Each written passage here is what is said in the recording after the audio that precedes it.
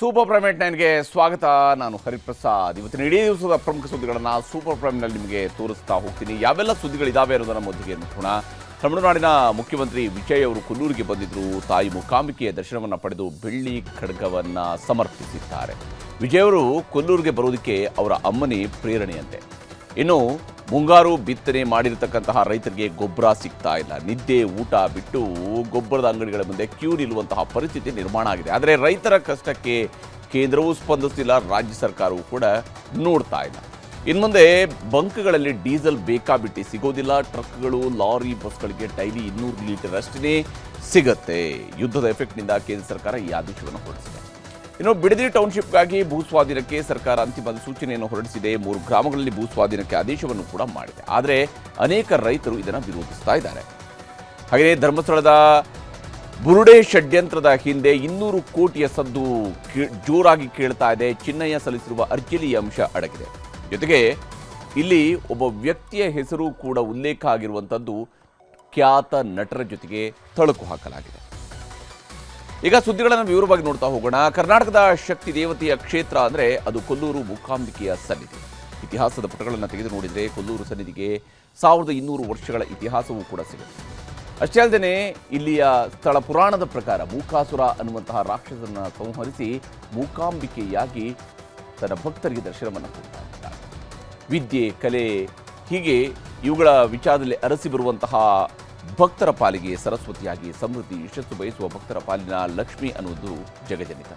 ಇಂಥ ಶಕ್ತಿಪೀಠಕ್ಕೆ ಇವತ್ತು ತಮಿಳುನಾಡಿನ ಮುಖ್ಯಮಂತ್ರಿ ವಿಜಯ್ ಭೇಟಿ ಕೊಟ್ಟು ವಿಶೇಷ ಪೂಜೆಯನ್ನು ಸಲ್ಲಿಸಿದ್ದಾರೆ. ಮಂಗಳೂರು ಏರ್ಪೋರ್ಟ್ನಿಂದ ಕೊಲ್ಲೂರಿಗೆ ಕಾರ್ನಲ್ಲಿ ಬಂದಂತಹ ತಮಿಳುನಾಡಿನ ಮುಖ್ಯಮಂತ್ರಿ ವಿಜಯ್ ದೇವಸ್ಥಾನದ ಆವರಣದಲ್ಲಿ ಅವರಿಗೆ ಪೂರ್ಣಕುಂಭ ಸ್ವಾಗತವನ್ನು ನೀಡಲಾಯಿತು. ದೇವಸ್ಥಾನದ ಮುಂಭಾಗದಲ್ಲಿರುವಂತಹ ಧ್ವಜಕ್ಕೆ ನಮಿಸಿ ದೇಗುಲವನ್ನು ಪ್ರವೇಶಿಸಿದರು. ಮಾಮೂಲಿ ಭಕ್ತರಂತೆ ಪ್ಯಾಂಟ್ ತೊಟ್ಟು ದೇವಸ್ಥಾನದ ಸಂಪ್ರದಾಯದಂತೆ ಶರ್ಟ್ ತೆಗೆದು ರೇಷ್ಮೆ ವಸ್ತ್ರವನ್ನು ಮೈಮೇಲೆ ಹೊದ್ದು ಮೂಕಾಂಬಿಕೆಯ ದರ್ಶನವನ್ನು ಪಡೆದರು. ಕೊಲ್ಲೂರು ಮೂಕಾಂಬಿಕೆಗೆ ಸಿಎಂ ವಿಜಯ್ ರೇಷ್ಮೆ ವಸ್ತ್ರ, ಮಲ್ಲಿಗೆ ಹೂವು, ಹಣ್ಣುಗಳನ್ನು ಅರ್ಪಣೆ ಮಾಡಿ ಪೂಜೆ ನೆರವೇರಿಸಿದರು. ಫಲ ಸಮರ್ಪಣೆ ಮಾಡಿದಂತಹ ವಿಜಯ್ ಅವರನ್ನು ಅರ್ಚಕರು ನಿಮ್ಮ ಸಂಕಲ್ಪ ಏನು ಅಂತ ಕೇಳಿದರು. ಆದರೆ ವಿಜಯ್ ಆಗಲಿ ಅವರ ಜೊತೆಗಿದ್ದವರಾಗಲಿ ಯಾವುದೇ ವಿಶೇಷ ಸಂಕಲ್ಪದ ಬಗ್ಗೆ ಹೇಳಲಿಲ್ಲ. ಬದಲಿಗೆ ಅವರ ಹೆಸರಿನಲ್ಲಿ ಪೂಜೆಯನ್ನು ನಡೆಸಲಾಗಿದೆ. ಅವರ ಹೆಸರು ಮತ್ತು ನಕ್ಷತ್ರದ ಮೇಲೆ ಪೂಜೆಯನ್ನು ಮಾಡಿ ಅಂತಷ್ಟೇ ಕೇಳಿಕೊಂಡ್ರು. ಆಮೇಲೆ ಅರ್ಚಕರು ಮಂತ್ರಪಡಿಸಿ ಪೂಜೆಯನ್ನು ನಡೆಸಿಕೊಟ್ಟಿದ್ದಾರೆ. ಕೊಲ್ಲೂರು ಮೂಕಾಂಬಿಕೆಯ ದರ್ಶನ ಪಡೆದ ಮೇಲೆ ವಿಜಯ್ ಕೊಲ್ಲೂರು ಮೂಕಾಂಬಿಕೆಯ ಸನ್ನಿಧಿಗೆ 1 kg 600 ಗ್ರಾಂ ತೂಕದ ಅಪರೂಪದ ಬೆಳ್ಳಿ ಖಡ್ಗವನ್ನು ಸಮರ್ಪಿಸಿದ್ದಾರೆ. ಧೈರ್ಯ, ಶಕ್ತಿ, ಸಂಹಾರ ಸಂಕಲ್ಪವಾದ ಸೂಚಕವಾಗಿರ್ತಕ್ಕಂತಹ ಬೆಳ್ಳಿ ಖಡ್ಗವನ್ನು ನಿತ್ಯವೂ ದೇವಿಯ ಮುಂದೆ ಇಟ್ಟು ಪೂಜೆ ಮಾಡುವಂತೆ ಮನವಿ ಮಾಡಿಕೊಂಡರು. ಮೂಕಾಂಬಿಕೆ ಸನ್ನಿಧಿಯಲ್ಲಿ ದೀಪಾರಾಧನೆಯ ಬಳಿಕ ಪರಿವಾರ ದೇವರುಗಳ ದರ್ಶನವನ್ನು ಕೂಡ ಪಡೆದು ವೀರಭದ್ರ, ಗಣಪತಿ, ಸುಬ್ರಹ್ಮಣ್ಯ ದೇವರಿಗೆ ವಿಜಯ್ ವಿಶೇಷ ಪೂಜೆಯನ್ನು ಸಲ್ಲಿಸಿ ಗರ್ಭಗುಡಿಯ ಸುತ್ತ ಪ್ರದಕ್ಷಿಣೆಯನ್ನು ಹಾಕಿದರು. ಅದಾದ ಮೇಲೆ ಪ್ರಧಾನ ಅರ್ಚಕ ರಾಮಚಂದ್ರ ಅಡಿಗರಿಂದ ವಿಜಯ್ ಪ್ರಸಾದವನ್ನು ಕೂಡ ಸ್ವೀಕರಿಸಿದರು. ಸುಮಾರು ಅರ್ಧ ಗಂಟೆಗಳ ಕಾಲ ದೇವಿಯ ಮುಂದೆ ನಮಿಸಿದಂತಹ ವಿಜಯ್ಗೆ ಅರ್ಚಕ ಸುರೇಶ್ ಭಟ್ ರಕ್ಷಾಧಾರವನ್ನು ಕಟ್ಟಿದ್ದಾರೆ. ಸಂಕಲ್ಪ ವಿಶೇಷವಾಗಿ ಅವರೇನು ಹೇಳಲಿಲ್ಲ. ಅವರು ದೇವರ ಎದುರಿಗೆ ಫಲವನ್ನು ಸಮರ್ಪಣೆ ಮಾಡಿ ಅನಂತರ ಸಂಕಲ್ಪದಲ್ಲಿ ವಿಶೇಷವಾಗಿ ಏನು ಹೇಳಲಿಲ್ಲ. ಹೆಸರು, ನಕ್ಷತ್ರ ಅಷ್ಟೇ ಹೇಳಿದರು. ಅನಂತರ ಖಡ್ಗ ಸಮರ್ಪಣೆ ಮಾಡಿದರು. ಖಡ್ಗ ಅಂತ ಹೇಳಿದ್ರೆ ಅದು ವಿಜಯದ ಪ್ರತೀಕ ಒಂದು, ಅಥವಾ ಮುಂಚೆ ಸಂಕಲ್ಪ ಮಾಡ್ಕೊಳ್ಳೋದಿದ್ರೆ ಶತ್ರು ಸಂಹಾರದ ಒಂದು ಸಂಕಲ್ಪ. ರಕ್ಷಾಧಾರ ಅಂತ ಹೇಳಿದ್ರೆ ದೇವಿ ಪೂಜೆ ಮಾಡಿದ ಒಂದು ರಕ್ಷೆಗೋಸ್ಕರ ಅಷ್ಟೇ. ರಾಜಕೀಯ ಕ್ಷೇತ್ರದಲ್ಲಿ ಅವರಿಗೆ ಮೂಕಾಂಬಿಕಾ ರಕ್ಷೆಗಾಗಿ ರಕ್ಷಾಧಾರವನ್ನು ಕಟ್ಟಲಾಗಿದೆ. ಎಲ್ಲ ಪೂಜೆಗಳ ಬಳಿಕ ದೇವಸ್ಥಾನದ 10 ಮೀಟರ್ ದೂರದವರೆಗೂ ನಡೆದು ಬಂದಂತಹ ವಿಜಯ್ ಅಭಿಮಾನಿಗಳತ್ತ ಕೈಬೀಸಿದ್ರು. ಆದರೆ ದೇಗುಲದಿಂದ ನಿರ್ಗಮನದ ವೇಳೆ ವಿಜಯ್ ನಡೆದು ದೂರ ಡ್ರೈವರನ್ನು ಬಿಟ್ಟು ತಾವೇ ಸ್ವತಃ ಕಾರ್ ಡ್ರೈವ್ ಮಾಡಿಕೊಂಡು ಹೋದರು. ಕೊಲ್ಲೂರು ಮೂಕಾಂಬಿಕೆ ದೇವಸ್ಥಾನ ದಕ್ಷಿಣ ಭಾರತದ ಪ್ರಸಿದ್ಧ ಶಕ್ತಿಪೀಠಗಳಲ್ಲಿ ಒಂದು. ಪರಶುರಾಮ ಸೃಷ್ಟಿಸಿದ ಮೋಕ್ಷದ 7 ವಾಸಸ್ಥಾನಗಳಲ್ಲಿ ಇದು ಒಂದು. ಕಲೆ, ಜ್ಞಾನ ಮತ್ತು ವಾಗ್ದೇವಿಯ ಆರಾಧನಾ ಕೇಂದ್ರ ಅಂತಲೇ ಖ್ಯಾತಿ ಪಡೆದಿದೆ. ಮೂಕಾಂಬಿಕಾ ದೇವಿಯನ್ನ ಮಾತು ಮತ್ತು ಅಕ್ಷರಗಳ ದೇವತೆ ಅಂತ ಕರೆಯಲಾಗಿದೆ. ದೇವಿಯ ವಿಗ್ರಹವನ್ನು ಚಿನ್ನ, ಬೆಳ್ಳಿ, ತಾಮ್ರ, ಕಬ್ಬಿಣ ಮತ್ತು ಸೀಸ ಬಳಸಿ ನಿರ್ಮಾಣ ಮಾಡಲಾಗಿದೆ. ಆದಿಶಂಕರಾಚಾರ್ಯರು ಪ್ರತಿಷ್ಠಾಪಿಸಿದ ದೇಗುಲ ಅನ್ನುವಂತಹ ನಂಬಿಕೆಯೂ ಕೂಡ ಇಲ್ಲಿರುವಂಥದ್ದು. ಇಂತಹ ಶಕ್ತಿಪೀಠಕ್ಕೆ ವಿಜಯ್ ಒಬ್ಬರೇ ಬಂದಿರೋದಲ್ಲ. ಈ ಹಿಂದೆಯೂ ಕೂಡ ತಮಿಳುನಾಡಿನ ಮುಖ್ಯಮಂತ್ರಿಗಳಾಗಿ ಕೆಲಸ ಮಾಡಿದಂಥವರು ಅವರವರ ಅಧಿಕಾರಾವಧಿಗಳಲ್ಲಿ ಮೂಕಾಂಬಿಕೆಯನ್ನು ಆರಾಧನೆ ಮಾಡಿದ್ದಾರೆ. ಸಂಕಲ್ಪ ತೊಟ್ಟಿರುವಂಥದ್ದು ಇತಿಹಾಸದ ಪುಟಗಳಲ್ಲಿ ದಾಖಲಾಗಿದೆ. ರಾಜಕೀಯ ಬೆಳವಣಿಗೆಗಾಗಿ MG ರಾಮಚಂದ್ರನ್ ಅವರು ದೇಗುಲಕ್ಕೆ ಹರಕೆ ಹೊತ್ತಿದ್ರು.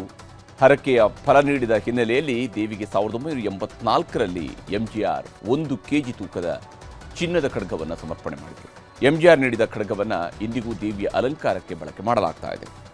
ನವರಾತ್ರಿ ವಿಜಯದಶಮಿಗೆ ಈ ಖಡ್ಗಕ್ಕೆ ವಿಶೇಷ ಪೂಜೆಯನ್ನು ಸಲ್ಲಿಸಲಾಗುತ್ತೆ. ಎಂಜಿಆರ್ ಪತ್ನಿ ವಿಎನ್ ಜಾನಕಿಯವರು ಕೂಡ ಮೂಕಾಂಬಿಕೆಯ ದರ್ಶನವನ್ನು ಪಡೆದಿದ್ದರು. ಇನ್ನು ತಮಿಳುನಾಡಿನ ಮುಖ್ಯಮಂತ್ರಿಯಾಗಿದ್ದ ಜಯಲಲಿತಾ ಅವರು ಕೂಡ 2004ರಲ್ಲಿ ಕೊಲ್ಲೂರಿಗೆ ಭೇಟಿ ನೀಡಿ ದೇವಿಗೆ ಚಿನ್ನದ ಕವಚವನ್ನು ಸಮರ್ಪಿಸಿದರು. ಚಂಡಿಕಾ ಯಾಗವನ್ನು ನಡೆಸಿ ಅನ್ನದಾನ ಸೇವೆಗೆ ನಗದು ದೇಣಿಗೆಯನ್ನು ಕೂಡ ಅವತ್ತು ಕೊಟ್ಟಿದ್ದರು. ಅಷ್ಟೇ ಅಲ್ಲದೆ ತಮಿಳುನಾಡಿನ ವಿವಿಧೆಡೆಗಳಿಂದ ಕೊಲ್ಲೂರಿಗೆ ವಿಶೇಷ ಬಸ್ ಸೌಲಭ್ಯವನ್ನು ಮಾಡುವುದರ ಮೂಲಕ ತಮಿಳುನಾಡಿನ ಭಕ್ತರಿಗೆ ಅನುಕೂಲವನ್ನು ಮಾಡಿಕೊಟ್ಟಿದ್ದರು. ರಾಣಿ ಚೆನ್ನಮ್ಮ ಕಾಲದಲ್ಲಿ ಮಾಡಿದಂಥ ಒಂದು ಇದುಂಟು, ಅಲ್ಲಿ ಚಿನ್ನದ ಕವಚ ಉಂಟು, ಅದರಲ್ಲಿ 2 ಎಲೆ ಉಂಟು, 2 ಎಲೆ ಚಿಹ್ನೆ ಇದೆ. ಆ 2 ಎಲೆ ಚಿಹ್ನೆ ನೋಡಿಕೊಂಡೇ ಅವರು ಹೋಗಿ ತಮ್ಮ ಚಿಹ್ನೆ ಆಗಿ ಚುನಾವಣೆಗೆ ಇಟ್ಕೊಂಡಿದ್ದು, ಅವರ ಪಕ್ಷದ ಚಿಹ್ನೆ ಆಗಿ ಇಟ್ಕೊಂಡಿದ್ದು. ಅದು ಯಾರಿಗೂ ಗೊತ್ತಿಲ್ಲ, ಬಹಳ ರಹಸ್ಯವಾಗಿದ್ದು ಅದು. ಅದು ನನಗೆ ಎಂಜಿಆರ್ ಅವರು ಆತ್ಮೀಯರೇ ಹೇಳಿದ್ದೊಬ್ಬರು. ಆ ಚಿಹ್ನೆಯನ್ನೇ ಇಟ್ಕೊಂಡು ಅವರು ಹೋಗಿ ಚುನಾವಣೆ ಘೋಷಣೆ ಆದ ನಂತರದಲ್ಲಿ ತಮ್ಮ ಪಕ್ಷಕ್ಕೆ ಆ ಚಿಹ್ನೆ 2 ಎಲೆ ಚಿಹ್ನೆ ಇಟ್ಕೊಂಡ್ರು. ಇನ್ನು ಸಂಗೀತ ಮಾಂತ್ರಿಕ ಇಳೆಯರಾಜ ಕೆಜೆ ಯೇಸುದಾಸ್ ಅವರು ಕೂಡ ಮೂಕಾಂಬಿಕೆಯ ಆರಾಧಕರು. ನನ್ನಮ್ಮ ಮೂಕಾಂಬಿಕೆ ಅಂತಾನೆ ಹೇಳುವ ಇಳೆಯರಾಜ ಮೂಕಾಂಬಿಕೆಗೆ ವಜ್ರದ ಹಸ್ತ, ಮುತ್ತಂಗಿ, 2 ಬಾರಿ ವಜ್ರದ ಕಿರೀಟವನ್ನು ಸಮರ್ಪಣೆ ಮಾಡಿದ್ದಾರೆ. ಪರಿವಾರ ದೇವರು ವೀರಭದ್ರೇಶ್ವರಿಗೆ ಚಿನ್ನ ಮತ್ತು ಬೆಳ್ಳಿಯ ಕಿರೀಟಗಳನ್ನು ಕೂಡ ಕೊಟ್ಟಿದ್ದಾರೆ. ಹಾಗೆಯೇ ಖ್ಯಾತ ನಟ ರಜನಿಕಾಂತ್ ಕೂಡ ಕೊಲ್ಲೂರು ಮೂಕಾಂಬಿಕೆಯ ಆರಾಧಕರು. ಖ್ಯಾತ ಸಂಗೀತ ಗಾಯಕ ಯೇಸುದಾಸ್ ಅವರು ಕೂಡ ಮೂಕಾಂಬಿಕೆಯ ಪರಮ ಭಕ್ತರು. ಹಾಗೆಯೇ ದಕ್ಷಿಣ ಭಾರತದ ಖ್ಯಾತ ನಟ ಸೂರ್ಯ ಪತ್ನಿ ಜ್ಯೋತಿಕಾ ಅವರ ಜೊತೆಗೂ ಕೂಡ ಮೂಕಾಂಬಿಕೆಗೆ ಹರಕೆ ಹೊತ್ತಿದರು. ಕೇವಲ ತಮಿಳುನಾಡಿನ ರಾಜಕಾರಣಿಗಳು ಅಷ್ಟೇ ಅಲ್ಲ, ಕೇರಳ, ಆಂಧ್ರಪ್ರದೇಶ, ಮಹಾರಾಷ್ಟ್ರಗಳಿಂದಲೂ ರಾಜಕಾರಣಿಗಳು ಇಲ್ಲಿಗೆ ಬಂದು ಪೂಜೆಯನ್ನು ಸಲ್ಲಿಸುತ್ತಾರೆ. ಕೊಲೆ ಪ್ರಕರಣದಲ್ಲಿ ಜೈಲು ಸೇರಿರುವಂತಹ ನಟ ದರ್ಶನ್ ಅವರ ಪತ್ನಿ ವಿಜಯಲಕ್ಷ್ಮಿ ಕೂಡ ಕೊಲ್ಲೂರು ಸನ್ನಿಧಿಗೆ ಹೋಗಿ ವಿಶೇಷ ಪೂಜೆ ಮತ್ತು ಹೋಮವನ್ನು ನಡೆಸಿದ್ದರು. ಇನ್ನು ರಾಜ್ಯದಲ್ಲಿ ಒಂದು ಕಡೆ ಮುಂಗಾರು ಹೇಳ್ಕೊಳ್ಳೋ ರೀತಿಯಲ್ಲಿ ಬಲವನ್ನು ಪಡ್ಕೊಳ್ತಾ ಇಲ್ಲ. ಹಾಗಿದ್ರೂ ಕರ್ನಾಟಕದ ಉತ್ತರ ಭಾಗದಲ್ಲಿ ಆದಂತಹ ಮಳೆಗೆ ರೈತರು ಬಿತ್ತನೆಯನ್ನೇನೋ ಮಾಡಿದ್ದಾರೆ. ಬಿತ್ತನೆ ಬೀಜ ಈಗ ಮೊಳಕೆ ಹೊಡಿತಿರುವಂತಹ ಸಂದರ್ಭದಲ್ಲಿ ಅದಕ್ಕೆ ಗೊಬ್ಬರ ಹಾಕೋಣ ಅಂತ ಹೇಳಿ ಗೊಬ್ಬರದ ಅಂಗಡಿಗಳಿಗೆ ಹೋಗಿ ಖರೀದಿ ಮಾಡೋಕ್ಕೆ ಹೋದರೆ ಅಲ್ಲಿ ಸಾಲುಗಟ್ಟಲೆ ಕ್ಯೂ ನಿಲ್ಲಬೇಕಂತ ಪರಿಸ್ಥಿತಿ ಇದೆ. ಆದರೆ ಗೊಬ್ಬರ ಮಾತ್ರ ಸಿಗ್ತಾ ಇಲ್ಲ. ಅದರ ಬಗ್ಗೆ ವರದಿ ನಿಮಗೆ ತೋರಿಸಿ.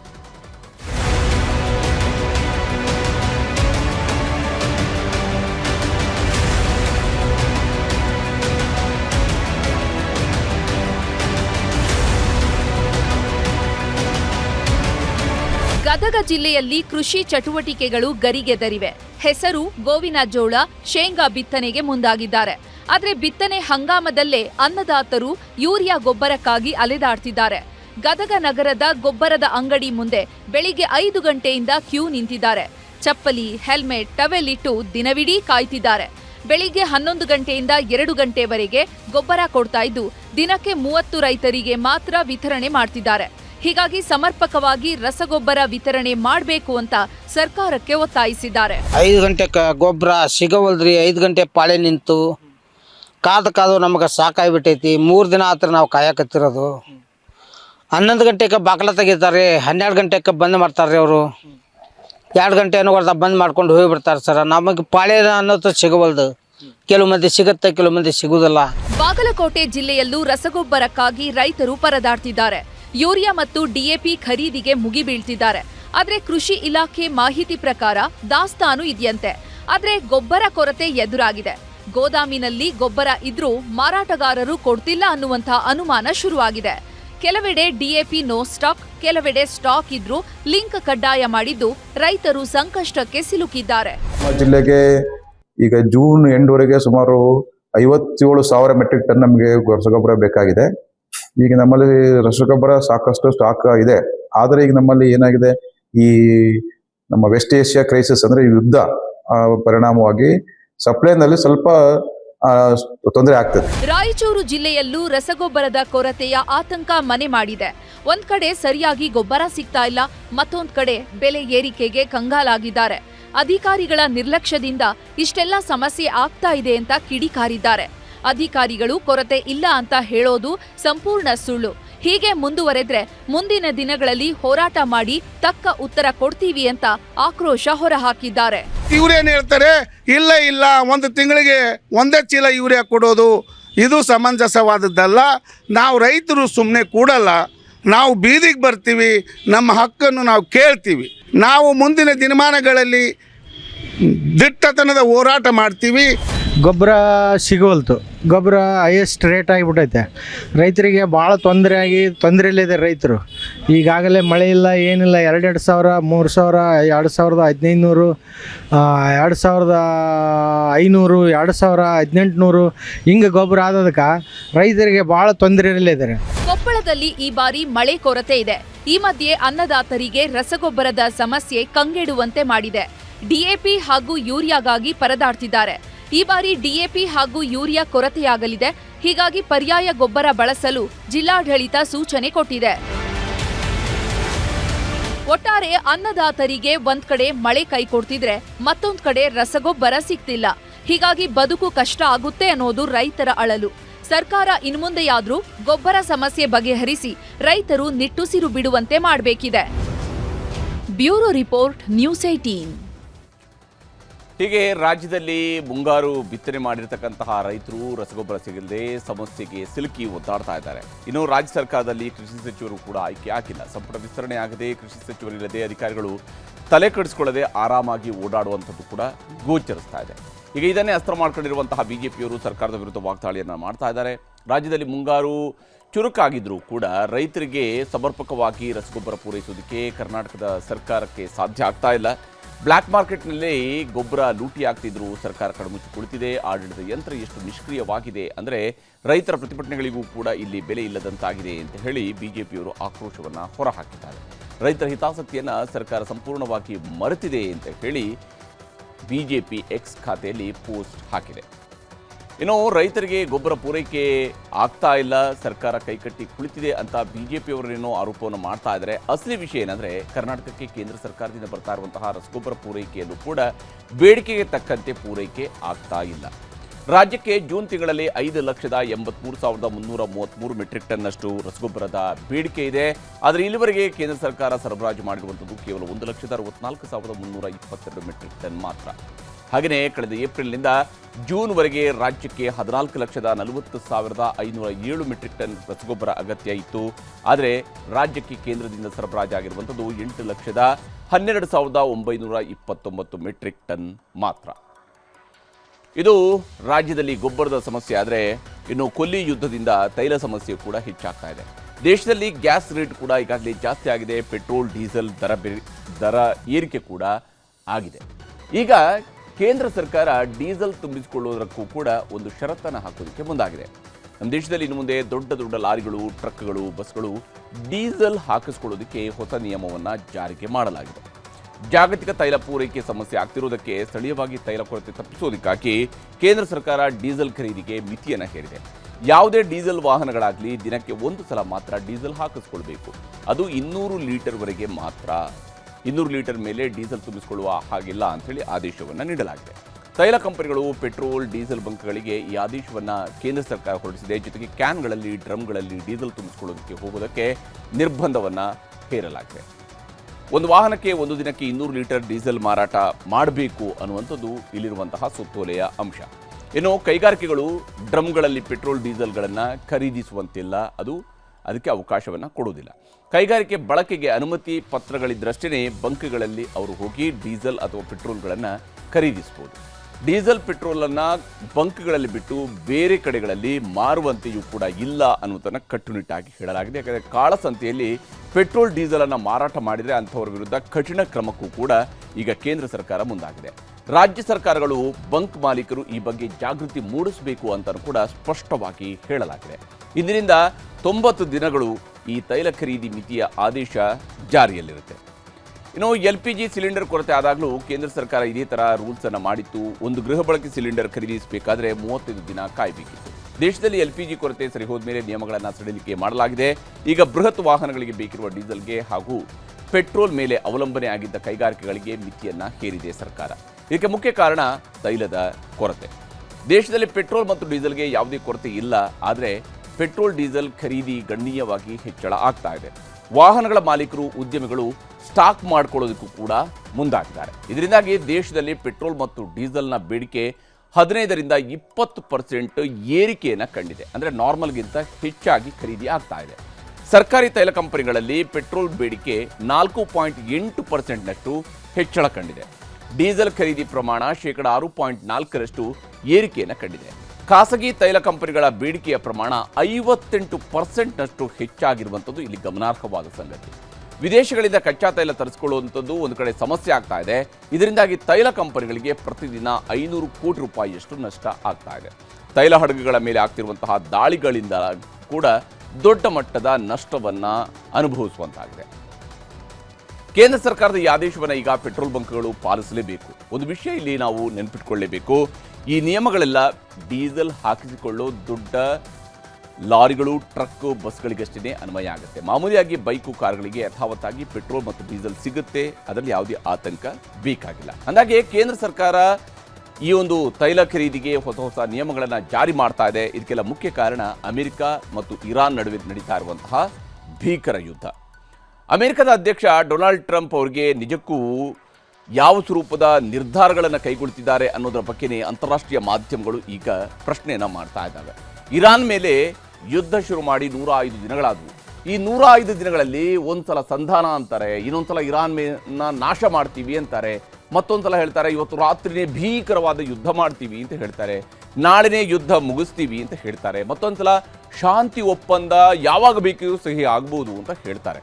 ಇರಾನ್ ದೇಶದ ತೈಲ ಸಂಪತ್ತಿನ ಖಜಾನೆ ಆಗಿರುವ ಖಾರ್ಗ್ ದ್ವೀಪವನ್ನು ವಶಪಡಿಸಿಕೊಳ್ಳಿ ಅಂತ ನಿನ್ನೆ ಬೆಳಗ್ಗೆ ಅಮೆರಿಕ ಸೇನೆಗೆ ಅವರು ಸೂಚನೆಯನ್ನು ಕೊಟ್ಟರು. ಇದಾದ ಕೆಲವೇ ನಿಮಿಷಗಳಲ್ಲಿ ರಾತ್ರಿ ಒಳಗೆ ಇರಾನನ್ನು ಸರ್ವನಾಶ ಮಾಡೇ ಬಿಡ್ತೀವಿ ಅಂತ ಹೇಳಿದರು. ಯಾವಾಗ ಟ್ರಂಪ್ ದಾಳಿ ಮಾಡ್ತೀವಿ ಅಂದರೂ ಇರಾನ್ನವರು ಇಸ್ರೇಲ್ಗೆ ಬಾಂಬ್ ಹಾಕಿದರು. ನಿನ್ನೆ ಒಂದೇ ರಾತ್ರಿ 200 ಕ್ಷಿಪಣಿಗಳನ್ನು ಇಸ್ರೇಲ್ ಕಡೆಗೆ ಹಾರಿಸಿ ಇದಕ್ಕಿಂತ ದೊಡ್ಡ ದಾಳಿ ಮಾಡ್ತೀವಿ ಅಂತ ಅಮೆರಿಕಾಗೆ ವಾರ್ನಿಂಗ್ ಕೊಟ್ಟಿದ್ದಾರೆ. ಇರಾನ್ನವರು ಎಚ್ಚರಿಕೆ ಕೊಡ್ತಾ ಇದ್ದಂತೆ ಈಗ ಅಮೆರಿಕದ ಅಧ್ಯಕ್ಷ ಮತ್ತೆ ಉಲ್ಟಾ ಹೊಡೆದಿದ್ದಾರೆ. ನಮ್ಮ ಅಮೆರಿಕ ಸೇನಾಪಡೆಗಳಿಗೆ ಇರಾನ್ ಮೇಲೆ ದಾಳಿ ಮಾಡದಂತೆ ಹೇಳಿದ್ದೇನೆ, ಮುಂದಿನ ವಾರ ಇರಾನ್ ಜೊತೆಗೆ ಐತಿಹಾಸಿಕ ಶಾಂತಿ ಒಪ್ಪಂದ ಆಗುತ್ತೆ ಅಂತ ಮತ್ತೆ ತನ್ನ ಸೋಷಿಯಲ್ ಮೀಡಿಯಾ ಟ್ರುತ್ನಲ್ಲಿ ಪೋಸ್ಟ್ ಅನ್ನು ಹಾಕೊಂಡಿದ್ದಾರೆ. ಇಸ್ಲಾಮಿಕ್ ಗಣರಾಜ್ಯ ಇರಾನ್ ಜೊತೆಯಲ್ಲಿ ಮಹತ್ವದ ಮಾತುಕತೆಗಳಾಗಿವೆ. ಇರಾನ್ ನಾಯಕತ್ವದ ಬೇಡಿಕೆಗಳಿಗೆ ಅಮೆರಿಕ ಅನುಮೋದಿಸಲಿದೆ.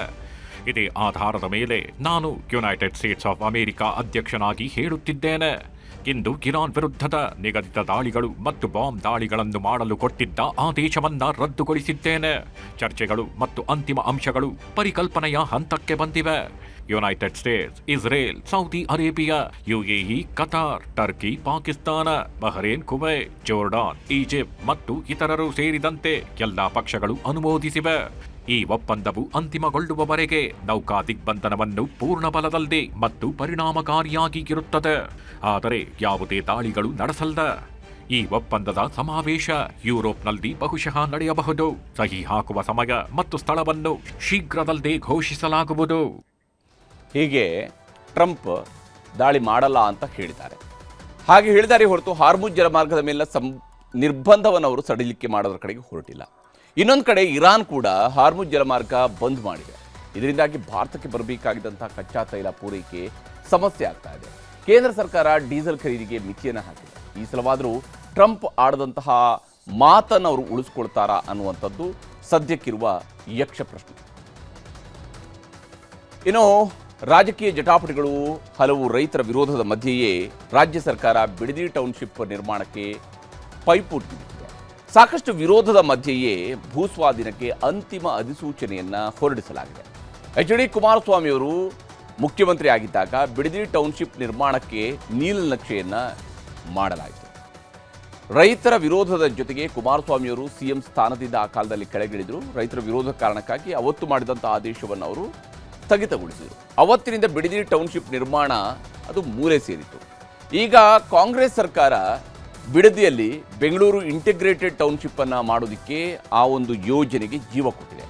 ಡಿ.ಕೆ. ಶಿವಕುಮಾರ್ ಅವರು ಮುಖ್ಯಮಂತ್ರಿ ಆಗ್ತಾ ಇದ್ದಂತೆ ಭೂಸ್ವಾಧೀನಕ್ಕೆ ರಾಜ್ಯ ಸರ್ಕಾರ ನಗರಾಭಿವೃದ್ಧಿ ಇಲಾಖೆ ಮೂಲಕ ಅಂತಿಮ ಅಧಿಸೂಚನೆಯನ್ನು ಕೂಡ ಹೊರಡಿಸಿದೆ. ಇನ್ಫ್ಯಾಕ್ಟ್ ಅವರು ಉಪಮುಖ್ಯಮಂತ್ರಿ ಆಗಿದ್ದಾಗಲೇ ಇದನ್ನು ಹೇಳಿದರು, ನಾವು ಇಲ್ಲಿ ಕೆಲವೇ ದಿವಸಗಳಲ್ಲಿ ಅಧಿಸೂಚನೆ ಹೊರಡಿಸ್ತೀವಿ ಅಂತ ಹೇಳಿದರು.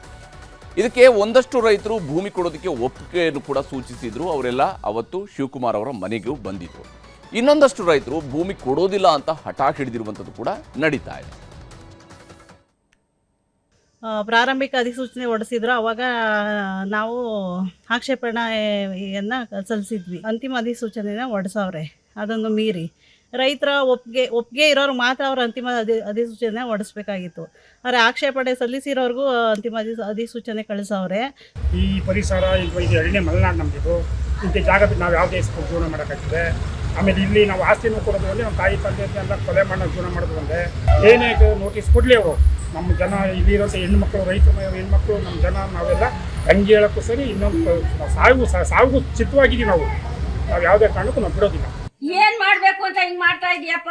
ಎಷ್ಟು 1.5 ವರ್ಷದಿಂದಾನು ನಮ್ಮ ಕಣ್ಣಲ್ಲಿ ನೀರು ಕೆಡವಿ ಎಷ್ಟು ಭೂಮಿ ತಾಯಿಗೆ ಬಿದ್ದದು ಕಣ್ಣೀರು. ಏನಪ್ಪ ಧರ್ಮನೇ ಬೇಡಪ್ಪ ನಿಂದಿದು, ನಮ್ಮ ಭೂಮಿ ನಮ್ ಬಿಟ್ಬಿಡು, ಕೈ ಮುಗಿದು ಕೇಳ್ಕೊತೀನಿ. ಯಾರು ಕೇಳಿ ಸ್ವಾಮಿ, ನೀವು ಅಕ್ವೇರ್ಗೆ ತೀರ್ಮಾನ ತಗೊಂಡಿದ್ದೀರಿ. ನೀವೇನ್ ಮಾಡಿದ್ರು ನಮ್ಮ ಭೂಮಿ ನಾವು ಬಿಡಲ್ಲ. ಈಗಿನ ಕಾಲದಲ್ಲಿ ಯಾವ ಮಕ್ಳು ಇರ್ತಾರೆ, ಯಾವ ಮರಿ ಇರ್ತಾರೆ ಅಂತ ನಾವು ನಿಮ್ಗೆ ಜಮೀನು ಕೊಟ್ಬಿಟ್ಟು ನಾವು ಭಿಕ್ಷೆ ತಗೋಗೋಣ. ಹೀಗೆ ಯಾವುದೇ ಕಾರಣಕ್ಕೂ ಭೂಮಿ ಕೊಡೋದಿಲ್ಲ ಅಂತೇಳಿ ರೈತರು ಕೂಡ ಒಂದು ಕಡೆ ಹೇಳ್ತಾ ಇದ್ದಾರೆ. ಇನ್ನೊಂದು ಕಡೆ ನೂರಾರು ರೈತರು ಭೂಮಿ ಸರ್ಕಾರಕ್ಕೆ ಬಿಟ್ಟುಕೊಡೋದಕ್ಕೆ ರೆಡಿ ಇದ್ದೀವಿ ಅಂತ ಹೇಳ್ತಾ ಇದ್ದಾರೆ. ಹೀಗಾಗಿನೇ ಸರ್ಕಾರ ಭೂ ಸ್ವಾಧೀನಕ್ಕೆ ಅಂತಿಮ ಅಧಿಸೂಚನೆಯನ್ನು ಹೊರಡಿಸಿದೆ. ಈ ಬಿಡದಿ ಟೌನ್ಶಿಪ್ ಭೂ ಸ್ವಾಧೀನ ಅಧಿಸೂಚನೆಯಲ್ಲಿರುವಂತಹ ಪ್ರಮುಖ ಅಂಶಗಳನ್ನು ನೋಡೋದಾದರೆ ಒಟ್ಟು 9 ಕಂದಾಯ ಗ್ರಾಮಗಳ ಭೂ ಸ್ವಾಧೀನ ಪ್ರಕ್ರಿಯೆಗೆ ಅಧಿಸೂಚನೆಯನ್ನು ಮಾಡಲಾಗಿದೆ.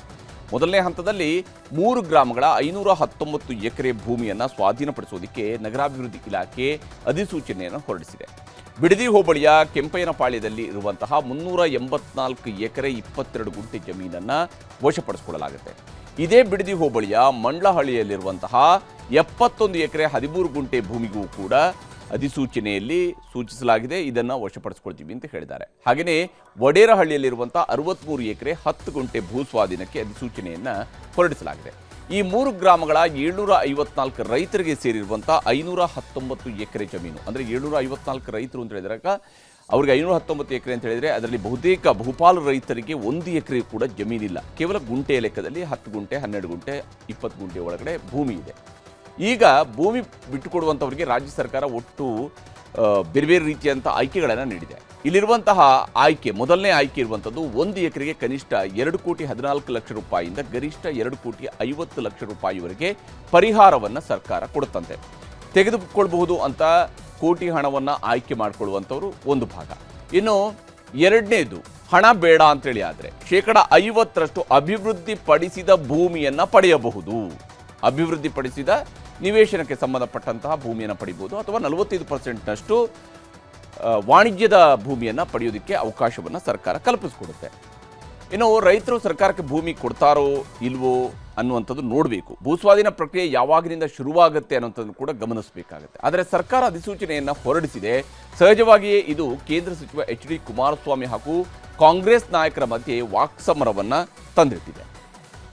ಆಶ್ಚರ್ಯ ಏಕಾಗ್ತಾ ಇದೆ ಅಂದರೆ, ಹಿಂದೆ JDS ಅವರಿದ್ದಾಗ ಅದು ಒಂದು ಉತ್ತಮವಾದಂಥ ಪ್ರಾಜೆಕ್ಟ್ ಇತ್ತು. ಈಗ ವಿರೋಧ ಪಕ್ಷದಲ್ಲಿದ್ದಾಗ ಅದೇ ಪ್ರಾಜೆಕ್ಟನ್ನು ನಾವು ತಗೊಂಡು ಅದನ್ನು ಇನ್ನೂ ಅದರ ವ್ಯಾಪ್ತಿ ಹೆಚ್ಚು ಮಾಡಿ ಇನ್ನೂ ಒಳ್ಳೆ ಮಾಡಬೇಕು, ಉದ್ಯೋಗ ಅವಕಾಶಗಳು ಕಲ್ಪಿಸ್ಕೊಡ್ಬೇಕು ಅಂದಾಗ ಅದು ಸರಿ ಇಲ್ಲ ಅಂತ ಹೇಳಿದ್ರೆ ಹೇಗೆ? ಅವಾಗೇನು ಇತ್ತು ಅದೇ ಅಲ್ವಾ, ಅವೇ ಲ್ಯಾಂಡ್ ಅಲ್ಲ. ಏನು ಜಾಸ್ತಿ ಸರ್ವೆ ನಂಬರ್ಸ್ ಆಗಿದೆಯಾ, ಕಮ್ಮಿ ಆಗಿದೆಯಾ, ಬೇರೆಯವ್ರದ್ದಾಗಿದೆಯಾ, ಅದೆಲ್ಲ ಇಲ್ಲ ಅಲ್ಲ. ಕಾನೂನು ಹೋರಾಟಕ್ಕೆ ನಾನೇ ಬೆಂಬಲ ಕೊಡ್ತೀನಿ, ಹೇಳಿದ್ದೀನಿ ಈಗಾಗಲೇ ರೈತರಿಗೆ. ಕಾನೂನು ವ್ಯಾಪ್ತಿನಲ್ಲಿ ನಾವೇನು ಹೋರಾಟ ಮಾಡಬೇಕಾಗತ್ತೆ ಅದು ನನ್ನ ಬೆಂಬಲ ಇದೆ ಅಂತಕ್ಕಂತ ಹೇಳಿದ್ದೀನಿ. ಯಾಕೆಂದರೆ ಕಾನೂನಿನಲ್ಲೇ ಹೋರಾಟ ಮಾಡಬೇಕು ನಾವು, ಬೇರೆ ಇನ್ನೇನು ಮಾಡಲಿಕ್ಕೆ ಆಗೋದಿಲ್ಲ. ಇನ್ನು ಧರ್ಮಸ್ಥಳದ ಸುತ್ತಲೂ ಗಿರಿಕಿ ಹೊಡಿತಾ ಇರುವಂತಹ ಬುರುಡೆ ಪ್ರಕರಣ ಈಗ ಮತ್ತೆ ಹೊಸ ತಿರುವನ್ನು ಪಡ್ಕೊಂಡಿದೆ. ಬುರುಡೆ ತಂದು ಇಡೀ ಪ್ರಕರಣಕ್ಕೆ ಟ್ವಿಸ್ಟ್ ಕೊಟ್ಟಿದ್ದ ಅಂದಿನ ಮಾಸ್ಕ್ ಮ್ಯಾನ್ ಚಿನ್ನಯ್ಯ ಈಗ SIT ವಿರುದ್ಧನೇ ಕೋರ್ಟ್ ಮೆಟ್ಟಿಲಿದ್ದಾನೆ. ನನಗೆ ಹಣದ ಆಮಿಷವನ್ನು ತೋರಿಸಿ ಬುರುಡೆಯನ್ನು ಕೊಟ್ಟು ಕಳಿಸಿದವರ ಮೇಲೆ SIT ಕ್ರಮ ಕೈಗೊಂಡಿಲ್ಲ ಅಂತ ಚಿನ್ನಯ್ಯ ಹೈಕೋರ್ಟ್ಗೆ ಅರ್ಜಿ ಹಾಕಿದ್ದಾನೆ. SIT ಅಧಿಕಾರಿಗಳು ಬುರುಡೆಯ ಷಡ್ಯಂತ್ರ ಮಾಡಿದವರ ರಕ್ಷಣೆಯನ್ನು ಮಾಡ್ತಾ ಇದ್ದಾರೆ. ಪ್ರಮುಖ ಆರೋಪಿಗಳ ವಿರುದ್ಧ SIT ಕ್ರಮ ಕೈಗೊಂಡಿಲ್ಲ ಅಂತ ಗಿರೀಶ್ ಮಠಣ್ಣವರ್, ಮಹೇಶ್ ಶೆಟ್ಟಿ ತಿಮ್ರೋಡಿ, ವಿಠಲ್ ಗೌಡ, T ಜಯಂತ್ ಸೇರಿದಂತೆ ಹಲವರ ಹೆಸರನ್ನು ಅರ್ಜಿಯಲ್ಲಿ ಸೇರಿಸಿದ್ದಾನೆ. ಜೀವ ಬೆದರಿಕೆಯನ್ನು ಹಾಕಿ ಧರ್ಮಸ್ಥಳದ ವಿರುದ್ಧ ನನ್ನ ಕಡೆಯಿಂದ ಹೇಳಿಕೆಯನ್ನು ಕೊಡಿಸಿದರು. ಗಿರೀಶ್ ಮಠಣ್ಣವರ್ ಸೇರಿದಂತೆ ಅನೇಕರು ನನ್ನನ್ನು ಹೆದರಿಸಿ 30ರಿಂದ 35 ವಿಡಿಯೋವನ್ನು ಮಾಡ್ಕೊಂಡಿದ್ದಾರೆ.